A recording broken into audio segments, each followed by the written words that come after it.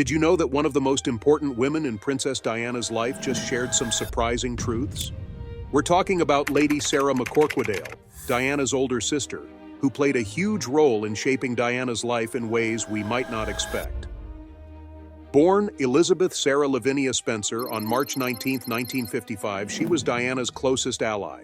While Sarah brought a lot of good into Diana's life, she also contributed to some of the struggles Diana faced.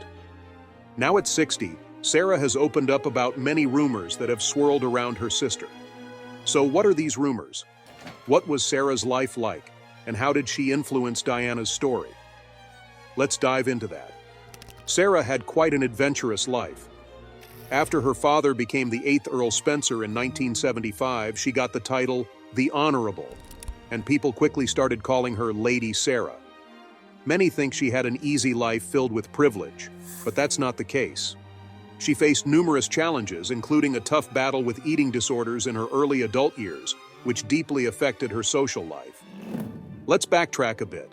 After finishing her education at Riddlesworth Hall and Westheath boarding school, Sarah chose to make a career in London. Surprisingly, her life was much more normal than you'd probably picture for someone of her status. The thing that really brought her into the spotlight was her relationship with Diana. People who wanted to dig up dirt on Diana often tried to attack Sarah. The sisters had a really close bond, and that closeness made them targets. Even with all the pressure, Sarah stood by Diana when she needed it most, even if it meant going against the royal family. When Diana's marriage troubles hit a breaking point, Sarah was the strong support system that Diana relied on.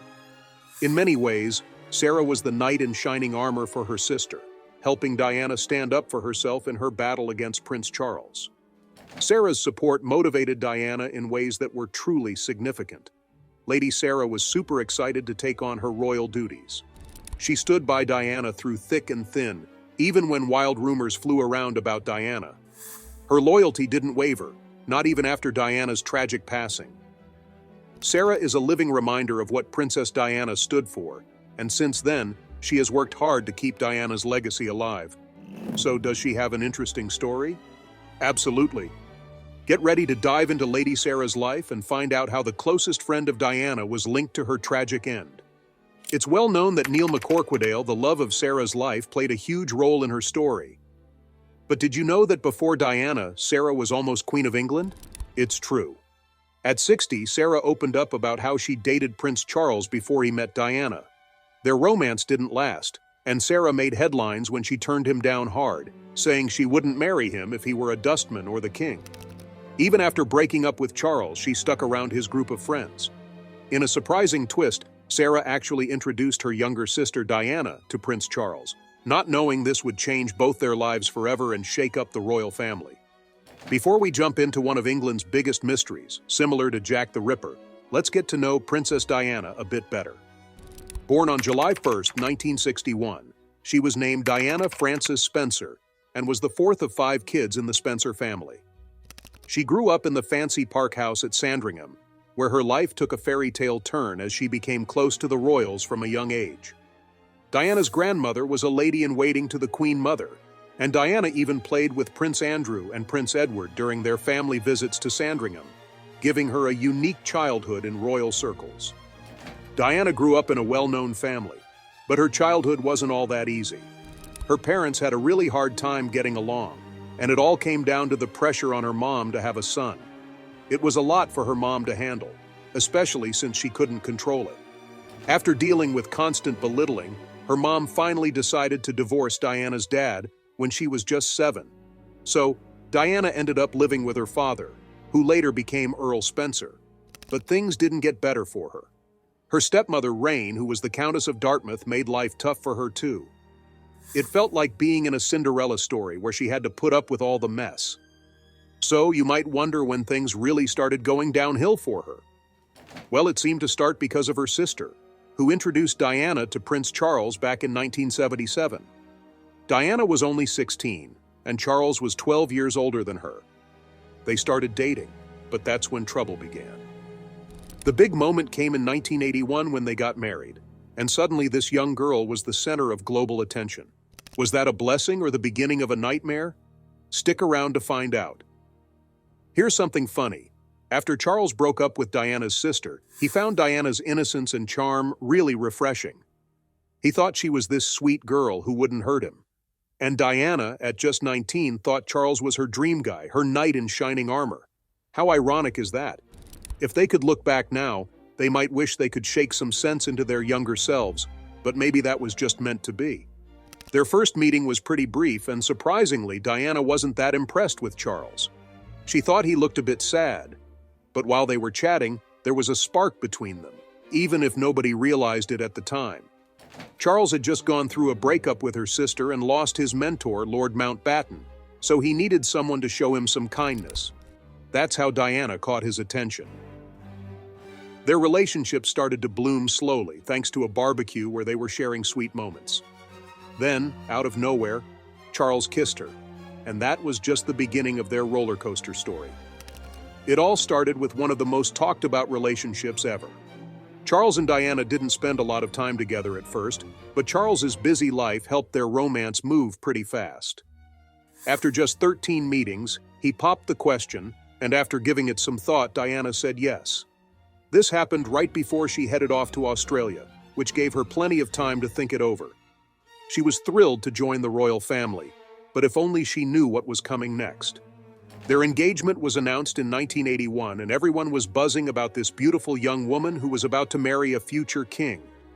It seemed like a fairy tale, but there were signs of trouble early on. When reporters asked them about their feelings, Diana confidently stated they were in love. However, Charles didn't give a clear answer and replied with something like, "Whatever love means." That left Diana feeling puzzled and gave her a glimpse of what was to come. The royal wedding of Prince Charles and Lady Diana took place on July 29, 1981, at St. Paul's Cathedral.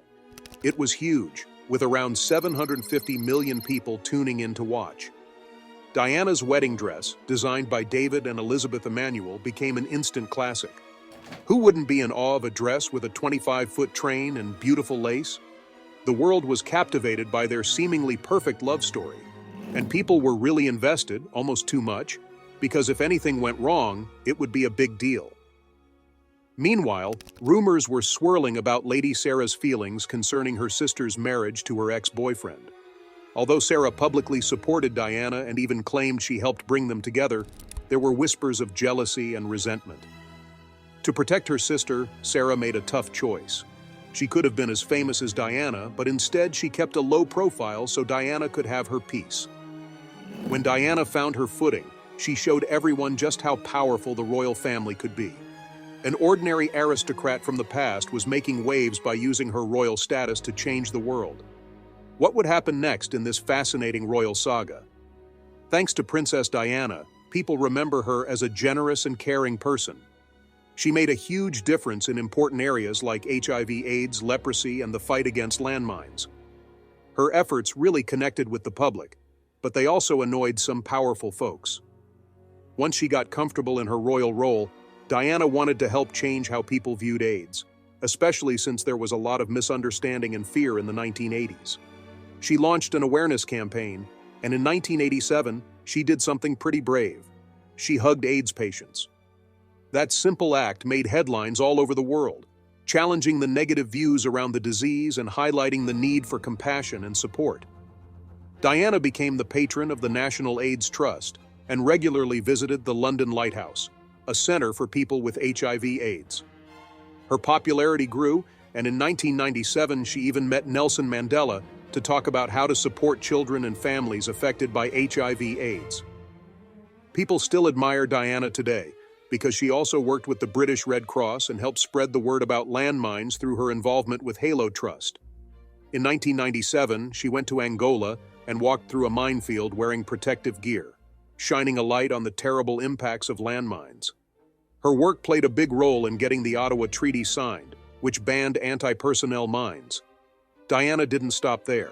She worked hard to fight the stigma around leprosy too. In 1989, she became the patron of the leprosy mission and traveled to hospitals around the world to support patients. Many people were afraid to touch those affected by leprosy, but Diana showed them that there was nothing to fear. Her actions helped destigmatize the disease, bringing people together. Whenever Diana felt down, Her friend Lady Sarah encouraged her and reminded her of the important impact she could have. What other ways did Diana make a difference? Diana wanted to change the world, and she was determined to get rid of cancer for good. She put her name and face behind research efforts and supported charities like Children with Cancer UK. When she stepped in as the president of the Royal Marsden NHS Foundation Trust, people really saw how dedicated she was, especially when it came to helping kids. With all the good she did, you would think the world would treat her well, right? But things took a surprising turn when Prince Charles's affair with Camilla Parker Bowles came to light. They tried to keep it under wraps, but it eventually became an open secret and Diana was devastated. She turned to her sister Sarah, who helped her pick up the pieces. Just when Diana thought she could catch a break, things spiraled out of control. Do you want to know how she handled it? Buckle up, because it all got messy in 1993 with a leaked phone call from 1989 between Charles and Camilla. This phone call exposed their relationship and kicked off what people call Camillagate or Tampongate. The call gained attention because Charles made a pretty shocking comment about wanting to live inside Camilla's trousers. It didn't look good for him as a royal, and his reputation took a big hit. Eventually, under a lot of pressure, Charles confessed in a TV interview with Jonathan Dimbleby that he had been unfaithful to Diana once their marriage was falling apart in 1994. Although he didn't say Camilla's name, it was pretty clear who he was talking about. This confession only made things worse for him, especially after Diana famously stated in a 1995 BBC interview that there were 3 of us in this marriage, so it was a bit crowded. That bold remark showed she was done playing nice and wasn't intimidated by royal expectations anymore. When Diana married Charles, everyone called her a princess, but things got messy. The public was really upset with the royal family, and they were all rallying behind Diana, who remained popular because of her kindness and charity work. She was trying to stand up for herself, but things got too crazy, and in 1992 the Queen decided it was best for Diana and Charles to separate. By 1996 they were officially divorced. The only thing Diana lost in the process was her title of Your Royal Highness, but she gained peace of mind, which seems like a fair trade, right? After that, Diana threw herself into raising her 2 boys, Prince William and Prince Harry, while still co-parenting with Charles. Just when she thought she could finally live freely, tragedy struck and the world was heartbroken. Wanting some fun in her life, she went on a cruise with a friend and met her friend's son, Dodi Fayed. They really clicked and fell in love. But before they could make any announcements, disaster hit. On August 31, 1997, they were in a car being chased by paparazzi when it crashed in the Ponte l'Alma tunnel. The driver, Henry Paul, lost control. The car hit a pillar, and while Dodi and Diana were badly hurt, Henry died instantly due to the crash. Unfortunately, Diana endured a lot and passed away the next morning at 6 a.m. Her sudden death left everyone in shock. Prince Charles and Diana's sisters, Lady Sarah McCorquodale and Jane Fellows, flew to Paris to bring her body back home. At her funeral, Sarah gave a speech that made everyone cry, and it felt like the end of Diana's story. But many people were really upset that the mysteries surrounding her death weren't fully explored, like how one of Dodi's bodyguards, who was in the car, claimed he couldn't remember anything because of amnesia. There were also rumors that the driver had been drinking. With all these unanswered questions, it's no wonder people are still talking about it. Let's dive into that night and discuss what really went down. This is the first time that the 2 of us have ever spoken about her as a mother. There's not many days that go by that I don't think of her. You know, incredibly loved, her and I, and I'm very grateful that that love still feels there. Prince William, now the Prince of Wales, has truly won people over worldwide with his kindness and charm. His life has been an incredible journey of personal growth, full of both joy and challenge. From his early days as a young prince to his role now as a devoted husband and dad, William has always been in the public eye. But recently he shared a shocking tragedy about the royal family that changes everything. What's this surprising revelation about? And who is it about? Stick around as we reveal all the details in this video. But before we dive into the big news, let's take a look at William's early years. Early life. Prince William was born on June 21, 1982, at St. Mary's Hospital in London, as the first child of Charles, then Prince of Wales, and Princess Diana, during the reign of his grandmother, Queen Elizabeth II. Buckingham Palace announced his full name, William Arthur Philip Lewis, on June 28th. He was christened in the music room of Buckingham Palace by Archbishop Robert Runcie on August 4th, his great-grandmother's 82nd birthday. William was the first child of a Prince and Princess of Wales to be born since Prince John in 1905. At just 9 months old, he traveled with his parents to Australia and New Zealand, making it his first overseas trip and the first time a royal baby went on tour. His younger brother, Prince Harry, was born in 1984, and the two spent their early years at Kensington Palace and Highgrove House. While William was fondly called Wills, Harry often called him Willie, and Diana had a special nickname for him, Wombat. Diana wanted her boys to have a more grounded upbringing, so she took them to places like Disney World, McDonald's, and shelters for the homeless. Biographer Robert Lacey described William as a lively kid who grew more reflective after starting boarding school. Diana lovingly called him her little wise old man and leaned on him for support during his early teens. William made his first public appearance in 1991, joining his parents for a visit to Llandaff on St. David's Day. That year, he and Harry also went on an official trip to Canada with their parents, and again with Charles in 1998. After his parents' divorce in 1996, tragedy struck when Diana died in a car accident. William, Harry, and their father were at Balmoral Castle at the time. The next morning, Charles broke the heartbreaking news to William and Harry. During Diana's funeral, William and Harry walked behind her procession from Kensington Palace to Westminster Abbey, accompanied by their father, grandfather, and uncle, Charles Spencer. William later shared that he was in shock for many years following his mother's death. When they turned 30 in 2014, William and Harry inherited most of their mother's $12.9 million estate, which had grown to about $10 million each. Among their inherited treasures were Diana's wedding dress, jewelry, diamond tiaras, personal letters, clothes, and paintings. They also received Elton John and Bernie Taupin's original Candle in the Wind score and lyrics, a tribute Elton performed at Diana's funeral. But what was life like for William as the future king? And what's this shocking family tragedy everyone's talking about? Stick around to find out. Prince William's upbringing as the heir. Growing up as the heir to the throne, William's life was carefully shaped to prepare him for the future. His childhood was filled with public duties from the start. Unlike past royals, William was often by his parents' sides, joining Prince Charles and Princess Diana on formal visits and events from a young age. He even traveled with them to New Zealand before his first birthday, highlighting the global reach of the British monarchy's role. Princess Diana, known for her empathy and forward-thinking approach to parenting, aimed to give her sons, William and Harry, a taste of normal life while still meeting royal obligations. Instead of the typical palace upbringing with a governess, she chose Wetherby School in Kensington, hoping they'd make friends outside royal circles and gain more diverse experiences.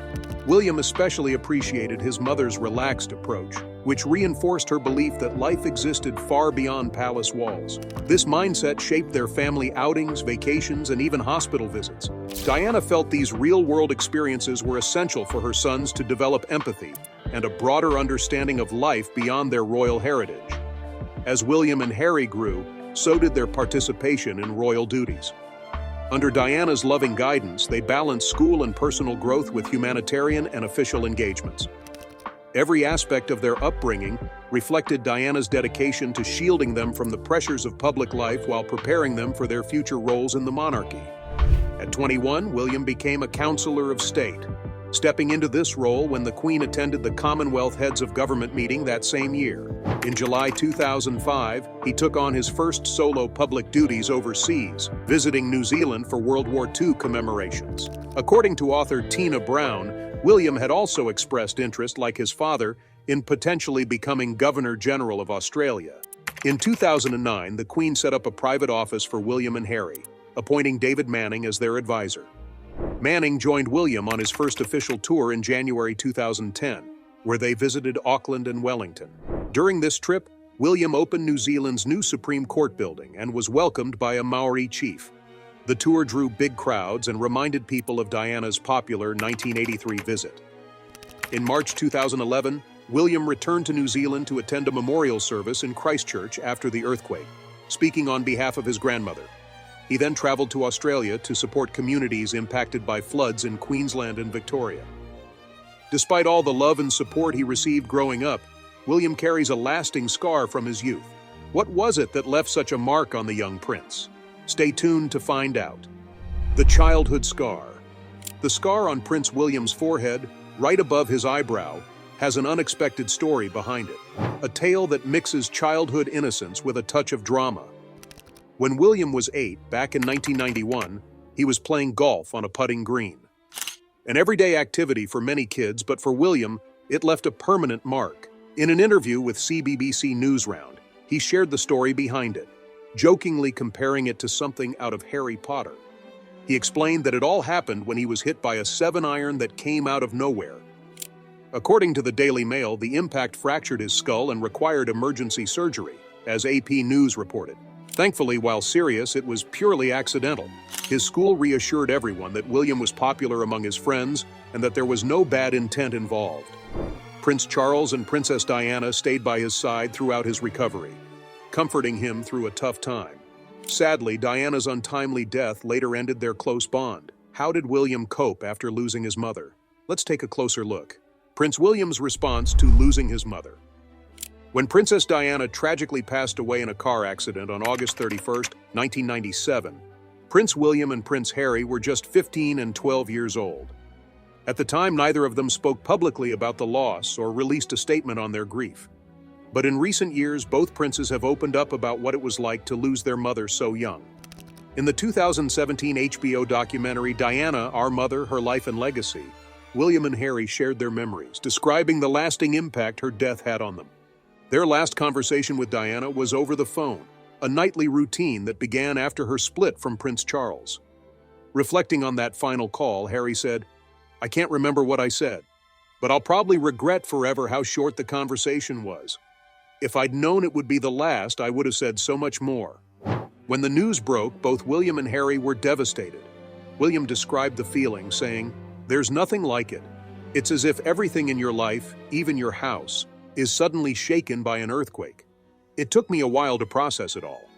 A few days later, on September 6th, an estimated 2.5 billion people worldwide watched Diana's funeral as the young princes walked solemnly behind her coffin. In a 2017 interview with Newsweek, Harry spoke about the pain of that experience, saying, "My mother had just died and I had to walk a long way behind her coffin, with thousands watching and millions more on TV. I don't think any child should be asked to do that, no matter the circumstances. I don't think it would happen now."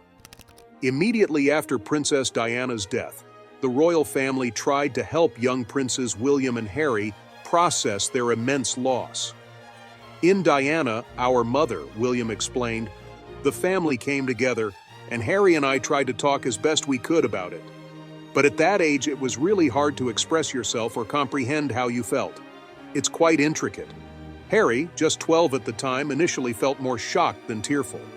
He struggled to grasp how his mother, who had taken him to soccer matches and out for burgers, could evoke such profound feelings in strangers worldwide. "It was very, very strange after her passing," Harry recalled. "The outpouring of love and emotion from so many people who had never even met her. It made me wonder, how is it that so many people can display more emotion than I am truly experiencing?" Diana was laid to rest on an island in Oval Lake at the Althorpe estate. Reflecting on his grief, Harry said, "I've only shed a tear or two since the funeral on the island. A lot of grief still needs to be expressed." Both brothers, though heartbroken, were expected to maintain a composed public image despite their anguish. William expressed how he found the strength to move forward. "Slowly, you try to rebuild your life and understand what's happened. I kept telling myself that my mother would not want me to be upset." While William and Harry's memories of their mother have inevitably faded over time, a poignant segment of Diana, Our Mother, features the brothers looking through old photo albums that Diana had meticulously assembled. Ashley Gething, the documentary's director, shared with Vanity Fair that one of the aspects of grief and bereavement is that memories kind of get suppressed or obliterated. The production team was surprised by how open the princes became during the interview, with Gething noting that it felt like the memories began to resurface as the conversation progressed. One particular photograph of Diana and Harry caught the producers' attention, prompting them to remark, "I think this one picture of Diana and Harry together says everything there is to know about their relationship." In the film, Harry reflects on the warmth of his mother's hugs, saying, "She would just engulf you and squeeze you as tight as possible. Even today, when I think about it, I miss the embraces she used to give us. I can still feel them. I long for that sensation. It is a part of a family I miss. I miss being able to hug you and show you the compassion I believe everyone deserves. I miss having that mother." Over time, William and Harry's grief has evolved. In an interview with The Telegraph, Harry admitted, "I can safely say that losing my mother when I was 12 and consequently shutting down all of my emotions for the last 20 years has had a quite serious effect on both my personal life and my work." He further confessed, "I have probably come very close to a complete breakdown on several occasions, when everything seems to be coming at you from every direction, along with all kinds of grief and lies and misconceptions." As they navigate their shared past and personal struggles, viewers are left to wonder how Harry ultimately found love with his now wife. Prince William and Princess Kate's love story.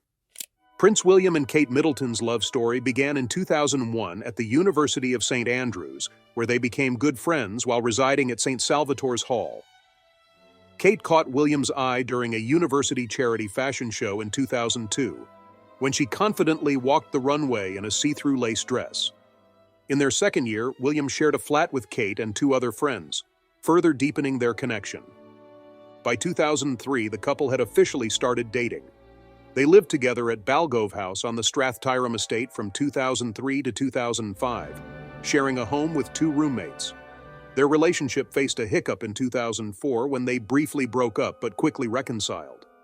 Throughout this period, the tabloid press closely monitored their romance, prompting William to request that the media respect Kate's privacy as the public scrutiny intensified.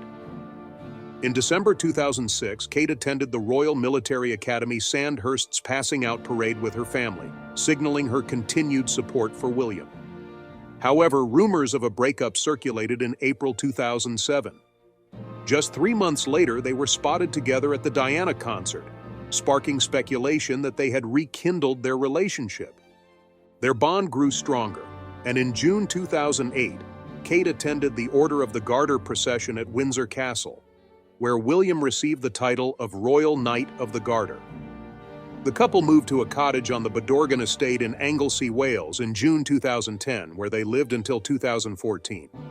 A pivotal moment in their relationship occurred in October 2010 during a 10-day trip to the Liwa Wildlife Conservancy in Kenya, where William proposed in a secluded alpine lodge. Clarence House announced their engagement on November 16, 2010, and William presented Kate with the engagement ring that belonged to his late mother, Princess Diana. The couple married on April 29, 2011 in a grand ceremony at Westminster Abbey, watched by approximately 300 million viewers worldwide, including 26 million in Britain alone. After their wedding, William and Kate initially resided at Nottingham Cottage before moving to apartment 1A at Kensington Palace, following renovations worth €4.5 million completed in 2013. Their love story continues to inspire many, embodying a modern fairy tale marked by resilience and devotion. The Queen gave William and Kate a lovely country home called Anmer Hall on the Sandringham estate, where they lived from 2015 to 2017. After that, they called Kensington Palace home until 2022, and then they moved to a charming place called Adelaide Cottage in Windsor. In December 2012, the big news broke that Kate was pregnant for the first time.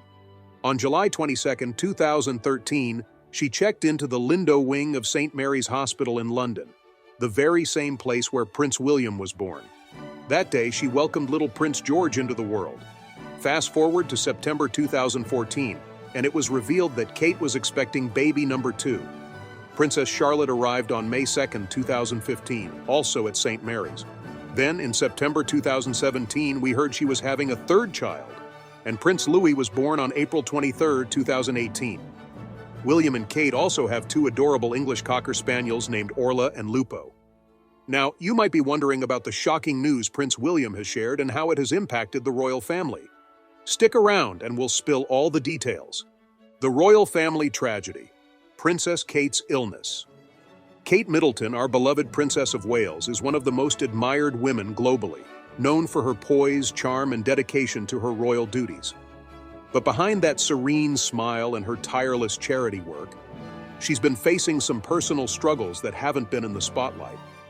Lately, whispers have surfaced about Kate possibly dealing with a serious health issue, raising concerns among her family and fans alike.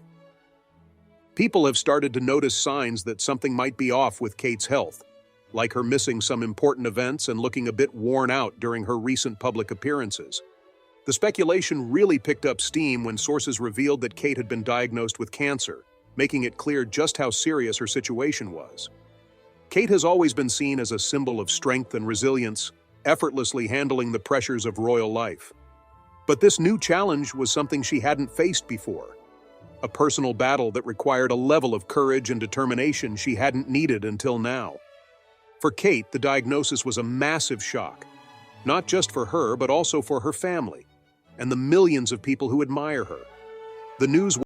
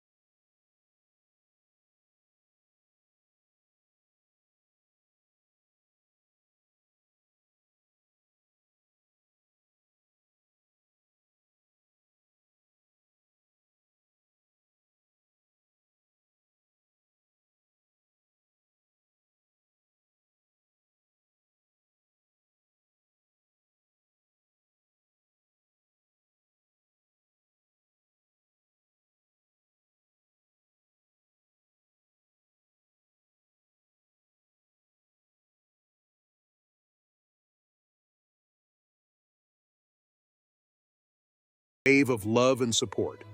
Well-wishers from all over the UK and beyond sent letters, cards, and gifts to show their solidarity with Kate during this tough time. After months of chemotherapy and dealing with the physical and emotional toll of cancer treatment, Kate emerged stronger, ready to step back into the spotlight.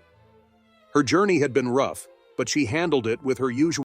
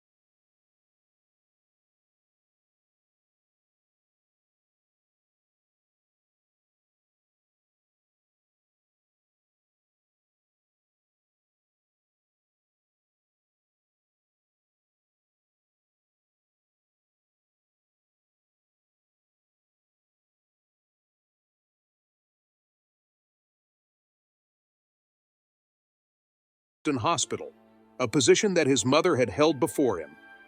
In July 2007, William and Harry organized the concert for Diana to pay tribute to their mom's memory and to benefit the charities she supported, as well as some of their own. Then in October 2008, the brothers took part in a 1,000-mile Enduro Africa motorbike ride across South Africa, raising funds for Sentebale, UNICEF, and the Nelson Mandela Children's Fund. In 2010, William stepped up as a patron for the charitable initiatives of 100 Women in Hedge Funds, a role he held until 2012. That same year, he took over from Lord Attenborough as the president of the British Academy of Film and Television Arts, BAFTA.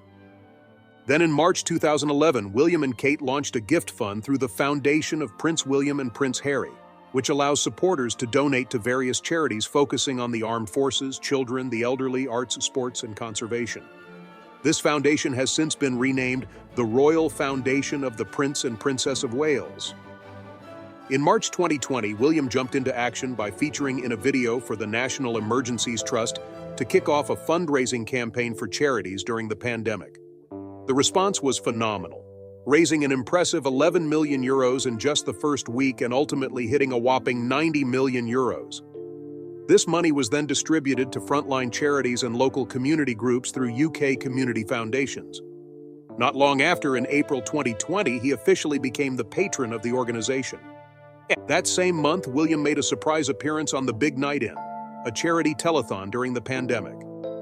He took part in a hilarious sketch with Stephen Fry, who brought back his character, Lord Melchett, from Blackadder. Then in December 2020, both William and Kate were named joint patrons of NHS charities together. By February 2021, William had visited a vaccination site in King's Lynn, urging people to get vaccinated and combating the misinformation that led to vaccine hesitancy. In May 2021, he rolled up his sleeves and got his first COVID-19 vaccine at the Science Museum in London. In September 2021, it came to light that William had played a role in evacuating an Afghan officer and his family from Kabul airport during the Taliban's takeover, helping over 10 of their relatives escape as well. When the Russian invasion of Ukraine hit in March 2022, William and Kate donated to support refugees. The following February, they contributed to the Disasters Emergency Committee, DEC, to help those affected by the devastating 2023 Turkey-Syria earthquake. In July 2023, William became the patron of an initiative to create the Fleming Center, focused on tackling antimicrobial resistance. Then in July 2024, he and Kate helped aid victims of Hurricane Beryl. Back in 2016, the Royal Foundation launched several mental health initiatives, including Heads Together, a campaign led by William, Kate, and Harry aimed at breaking down the stigma around mental health. Some legacy programs from this initiative include Mental Health at Work, started in September 2018 to improve workplace mental health across the UK, and Heads Up, launched in May 2019 in collaboration with the Football Association to use football as a way to raise awareness of mental health issues in adults. Later that month, William and Kate, along with Harry and Meghan, launched Shout, the UK's first 24/7 text helpline designed for individuals facing mental health challenges. During the COVID-19 lockdowns, William took the initiative to volunteer on the helpline, providing support through text messages. His dedication to mental health is rooted in his experiences as an air ambulance pilot, his work with the homeless and veterans, and his wife's advocacy for addiction recovery. In March 2020, William and Kate partnered with Public Health England to promote a new mental health initiative in response to the COVID-19 crisis. By April 2020, they introduced Our Frontline, aimed at offering mental health support to frontline medical workers. In September 2020, William founded the Emergency Responders Senior Leaders Board in collaboration with King's College London and the Open University. This board was responsible for examining the mental health and well-being of emergency personnel. In May 2021 and 2022, William and Kate participated in the Mental Health Minute campaign, which aired across all UK radio stations, encouraging listeners to support those grappling with loneliness. For World Mental Health Day in October 2022, they took over the Newsbeat show to interview mental health experts. In September 2023, William announced 2 collaborations with the Duchy of Cornwall, aimed at enhancing mental health services for its tenants. For World Mental Health Day in October 2023, they participated in a youth forum in Birmingham, alongside BBC Radio 1 and The Mix, focusing on emotional health. In May 2024, William unveiled a 3-year funding plan for the charity We Are Farming Minds, aimed at supporting the mental well-being of farmers in the Duchy of Cornwall. Thank you for watching this video. We hope you found it enlightening. Don't forget to like and subscribe. Click on the next video displayed on your screen to catch up on your favorite celebrity stories. See you there.